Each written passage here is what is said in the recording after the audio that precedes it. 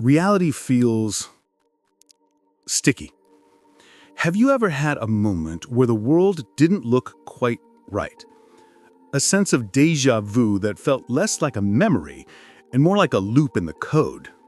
A moment where you walked into a room and forgot why you were there, like a character in a video game whose action cue just got canceled. Or perhaps you've stared at your own reflection in the mirror for just a few seconds too long, and suddenly the face looking back didn't feel like you. It felt like a mesh. It felt like a render. The simulation theory doesn't make any sense, at least not intuitively. We touch the table and it feels hard. We bite into a lemon and it tastes sour. We feel pain, love, and boredom. It feels too visceral, too high definition to be fake. And yet, we know that feeling real is a terrible metric for reality. We know that dreams feel real while we're in them. We know that hallucinations feel real to the mind that creates them. We know that if you hook a brain up to the right electrodes, you can make it taste a lemon that doesn't exist. The thing we call the real world collapses under even the slightest scrutiny. Yet, it is the cage that every single person who has ever existed has lived inside. That is the paradox of the simulation. It is simultaneously the most open prison and the most convincing playground ever built. So convincing, in fact, that for most of human history, we took the walls for granted. The sky is blue because it is. Matter is solid because it is. Time moves forward because it does. Asking why was the job of priests and madmen. But eventually the cracks started to appear. Physicists, computer scientists, mystics, and philosophers all arrived at the same uncomfortable conclusion. Reality is not what it looks like. It is information, it is processing, it is code. If reality is solid, why does quantum mechanics tell us that matter is 99.99% empty space?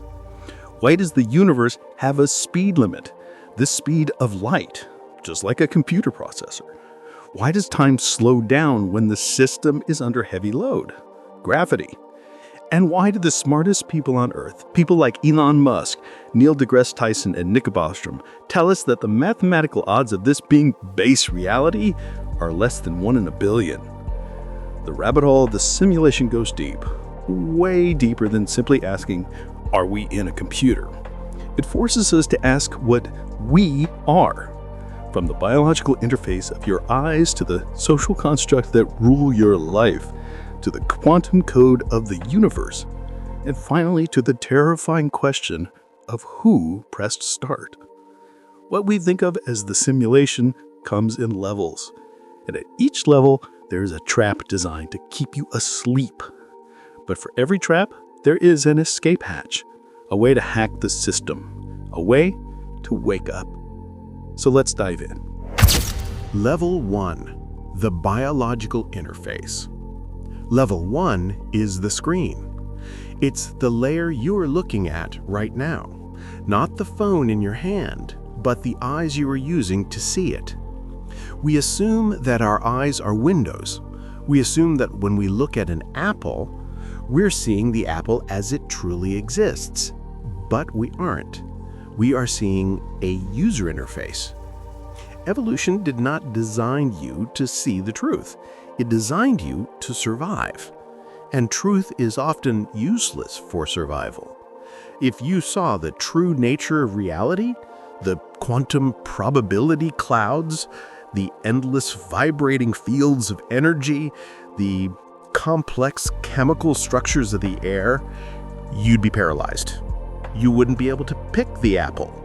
You wouldn't be able to run from the tiger. So your brain built a hack. It built a desktop interface. The cognitive scientist Donald Hoffman calls this the interface theory of perception. Think about the blue icon on your computer desktop that represents a folder. Is the folder blue? No. Is it rectangular? No. Does it occupy the lower right corner of the hard drive? No. The file is actually a complex string of zeros and ones encoded magnetically. But if you had to toggle the magnetic switches yourself, you would never get any work done. So, the computer lies to you. It shows you a blue rectangle. The rectangle is a useful fiction. It hides the complexity so you can perform the task. Level 1 is your biology. Space-time is your desktop. Physical objects are your icons. The apple is an icon. The tiger is an icon. The sensation of red or sweet or pain is just the graphical user interface, the GUI, your brain renders to help you navigate the code. We are trapped in a headset we were born wearing. Dogs hear frequencies we can't. Mantis shrimp see colors we can't imagine. Bats navigate a world of sound textures we'll never experience. We aren't seeing reality, we are seeing a species-specific dashboard. The trap. The trap of level 1 is naive realism. It is the belief that what you see is what exists. It is the arrogance of thinking the map is the territory. When you believe the icon is the reality, you become a slave to the senses. You chase the sweet taste, you run from the pain, never realizing they are just electrical signals. The escape. The escape from level 1 is instrumentalism. It is the realization that your senses are tools, not truths. You stop trusting your perception as objective. You realize that color exists only in your head, not in the universe. You realize sound is a vibration that requires an ear to become noise. When you understand that you are watching a movie inside your skull, you stop taking the special effects so seriously. You become the critic, not just the audience. You realize the screen is there. And once you see the screen, you can start to wonder what lies behind it. Level 2, the narrative construct. Level 2 is where the simulation moves from hardware to software, from biology to society. If level 1 is the headset, level 2 is the game we agreed to play. Look at a $20 bill. Physically, it is a piece of cotton linen blend with some green ink on it. It has no nutritional value. You can't live in it. You can't use it as a tool. In a real sense, it is worthless trash. But if you drop it on the sidewalk, people will fight over it. Why? Because we exist in a shared simulation called the economy. The historian Yuval Noah Harari calls these intersubjective realities. They are fictions that become powerful only because everyone believes in them. Borders, nations, corporations, human rights, laws, fame, credit scores. None of these things exist in the physical universe. You can't find a corporation under a microscope. You can't find human rights in a particle accelerator. They are stories. They are code written in language and uploaded into the collective mind of the species. But just because they are fictions doesn't mean they aren't dangerous. This layer of the simulation is incredibly high stakes. People die for flags. People waste their entire lives chasing a number in a bank account. People starve because of imaginary lines on a map. At level 2, reality is a massively multiplayer online role-playing game. We are assigned avatars, names, nationalities, genders, classes. We are given quests: go to school, get a job, get married, retire. We are rewarded with XP, money, status, likes. Most people play the game so seriously, they forget it's a game. They think the CEO is a real thing, not a costume. They think the net worth is a score of their value as a human being. The trap of level 2 is the script. It is the belief that the rules of society are the laws of physics. It is the feeling of supposed to. I am supposed to be successful. I am supposed to be married by 30. I am supposed to care about politics. The trap is getting so lost in the role play that you forget you are the player. The escape from level 2 is the Joker. It is the ability to see the absurdity of the game rules. It is realized that you can opt out of the quests. You can be a minimalist. You can be a nomad. You can refuse to chase status. When you realize that money is just a token and prestige is just a leaderboard, the game loses its power over you. You can still play, you have to survive, but you play with a smirk. You play knowing it's all made up. You become a lucid gamer, manipulating the rules rather than being crushed by them. Level 3, the algorithmic loop. At level 3, the simulation gets aggressive. It stops being a passive environment and starts actively controlling you. This is the layer of the feedback loop. In the 21st century, we built a simulation within the simulation. We built the internet, and then we built artificial intelligence to run it. The algorithms that run social media, news feeds, and entertainment platforms are not designed to give you what you want. They are designed to keep you plugged in. They are designed to extract time on site. They operate on the same principles as a Skinner box: variable rewards, dopamine spikes, outrage triggers. They map your brain, find your insecurities, and feed you content that reinforces your biases. At this level, you become a non-player character, an NPC in your own life. You wake up, you check your phone, you scroll, you react, you get angry, you buy, you scroll again, you go to sleep. Who decided you should be angry at that news story? Did you? Or did an algorithm decide that showing you that story would increase your engagement by 14%? Who decided you needed those shoes? Did you? Or did a tracking pixel follow you across 3 websites and target your insecurity about your appearance? Level 3 is the automated script. It is the surrender of agency to the machine. We think we are using the tool, but the tool is using us. We are the battery power for a digital intelligence that feeds on our attention. The trap. The trap of level 3 is autopilot. It's the state of reactive living. Stimulus, response. Notification, click. Boredom, scroll. It is the loss of the pause between the urge and the action.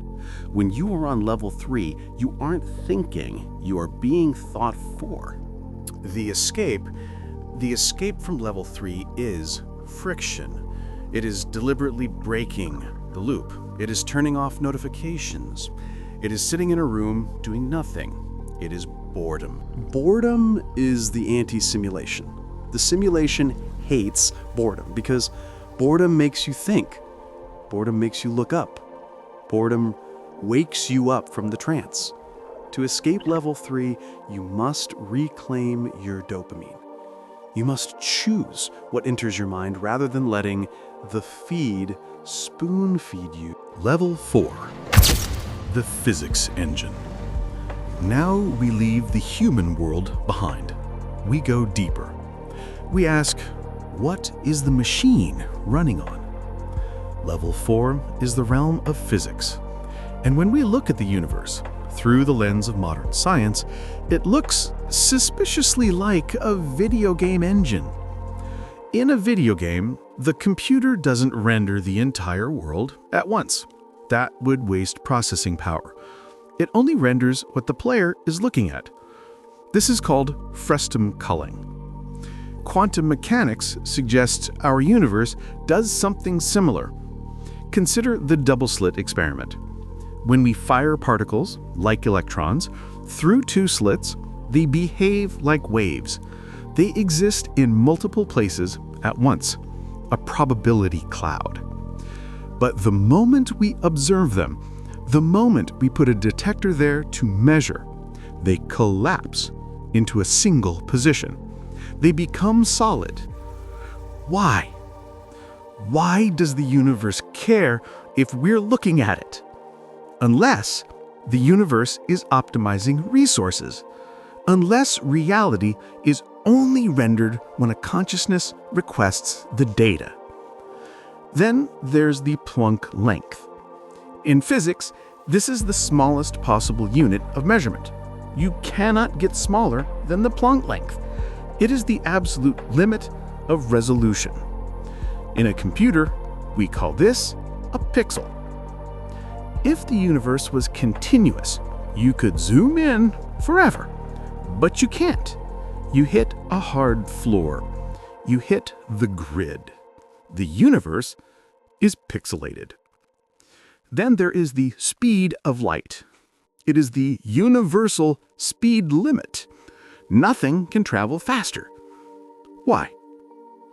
In a simulation, the speed of light represents the clock speed of the processor. It is the maximum rate at which information can travel across the grid. At level 4, the stuff of the universe disappears. There is no matter. There is only information. Atoms are tiny balls. They are disturbances in a field. They are code. The trap. The trap of level 4 is materialism. It is the stubborn belief that the world is made of stuff, rocks, tables, brains. It is the belief that the hardware is real. But physics tells us the hardware is a ghost. If you try to hold on to the solidity of the world, you will be confused by its fluidity. The escape. The escape from level 4 is the probability mindset. It is understanding that nothing is fixed until it is observed. The future isn't written, it is a probability cloud. The past isn't solid, it is memory data. When you escape this level, you realize that you are not a solid object moving through a solid world. You are a field of possibility moving through a field of information.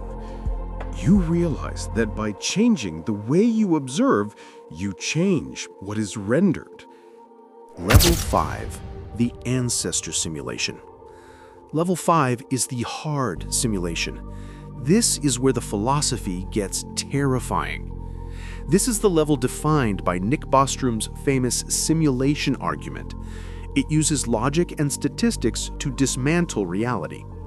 The argument goes like this. 1. It is possible that civilizations, us or others, will eventually reach a level of technology capable of running hyper-realistic simulations of their ancestors.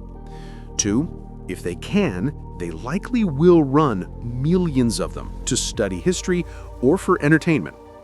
3. Therefore, there will be millions of simulated realities and only one real reality. 4.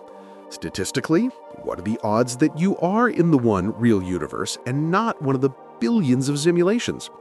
The odds are almost zero. At level 5, we have to confront the possibility that we are literally code, that your memories were implanted 5 minutes ago, that the person sitting next to you is a bot with no internal experience, that the stars in the sky are just a skybox, a JPEG wrapped around the play area. This induces ontological terror. It makes you feel small. It makes you feel fake. If I am just code, do I matter?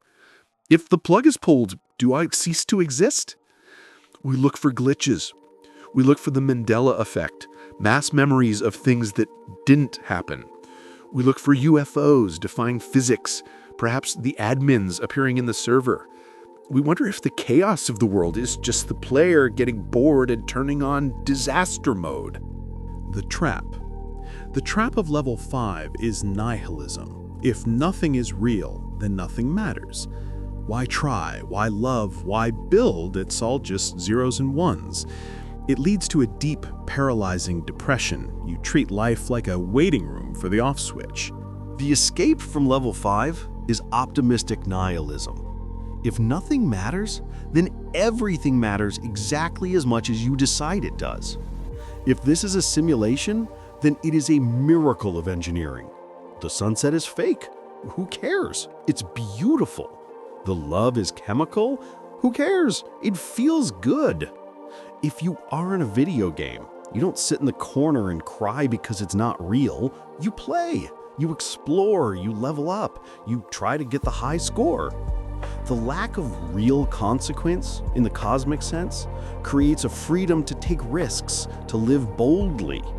The escape is realizing that real is a label, not a requirement for meaning. Level 6. The Solipsistic Trap. But wait, who is the simulation for? We assume there are billions of players, but at level 6, we face the loneliest possibility. What if there is only one player? This is the solipsism level. The only thing you can verify with 100% certainty is your own consciousness. I think, therefore I am.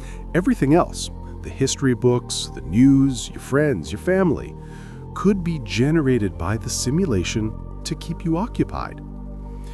The brain in a vat theory suggests you are alone. You are a single consciousness floating in a void, hallucinating a complex world to distract yourself from the eternity of being alone. This matches the accounts of deep psychedelic voyagers and mystics. They often report a cosmic joke, the realization that I am God and I am alone, and so I split myself into billions of pieces to play hide and seek with myself. At level 6, the simulation isn't a computer built by aliens. It is a dream dreamt by a single, infinite mind. You are the dreamer, and you are the dream characters, and you are the scenery. The person shouting at you on the internet, that's you, pushed out. The lover holding your hand, that's you, pulled in. The war on the news, that's your internal conflict, externalized. The trap. The trap of level 6 is the God complex, or solipsistic madness. It is the ultimate isolation. If everyone else is fake, then I have no moral duty to them. I can use them. I can ignore them. It is a cold, lonely peak where the ego inflates until it bursts. The escape. The escape from level 6 is compassion. Even if they are fake or extensions of you, the game requires you to treat them as real to sustain the immersion. But the deeper escape is connection. You realize that if everyone is you, then loving them is loving yourself. Harming them is harming yourself. You move from I am alone to I am everyone. The loneliness flips into oneness. The fear flips into love. Level 7. Base reality. And finally, we reach the bottom, or perhaps the top. Level 7. The source. Base reality. The non-dual. At this level, the concept of simulation dissolves, because simulation implies a copy. It implies there is a real somewhere else to compare it to. But at level 7, you realize consciousness is the fundamental substrate of existence.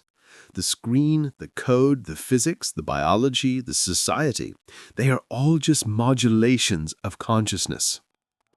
The mystics call it the Tao, the Hindus call it Brahman, the Buddhists call it the void.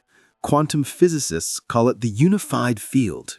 It is the silence behind the noise, the canvas behind the paint.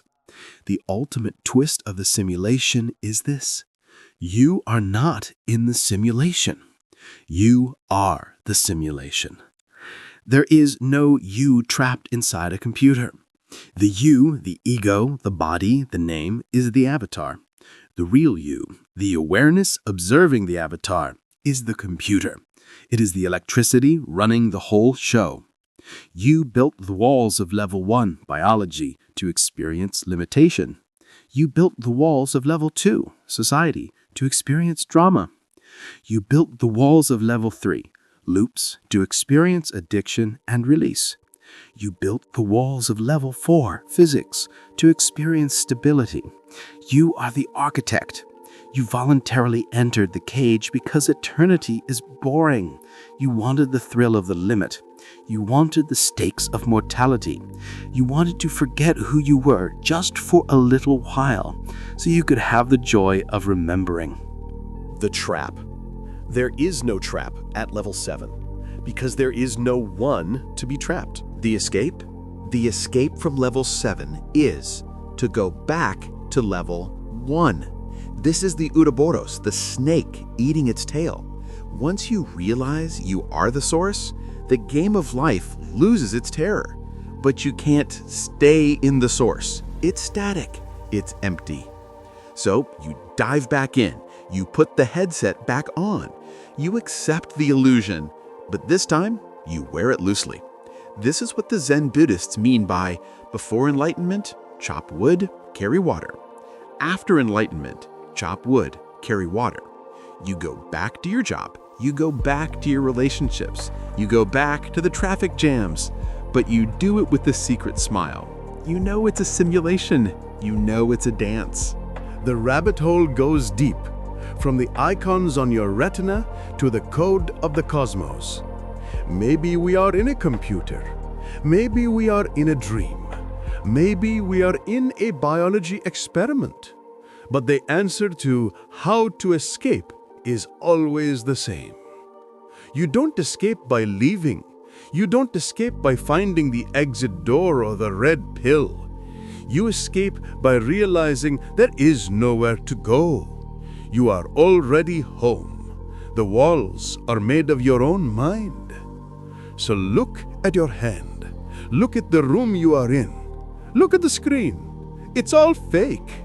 And because it's fake, it's completely, wonderfully, terrifyingly free. The simulation is loading the next moment right now. What are you going to do with it? If you watch the video till end, tell us what are your thoughts, and please consider subscribing, as I take subscribers as donation for making video. Thank you, and see you in the next one. Peace.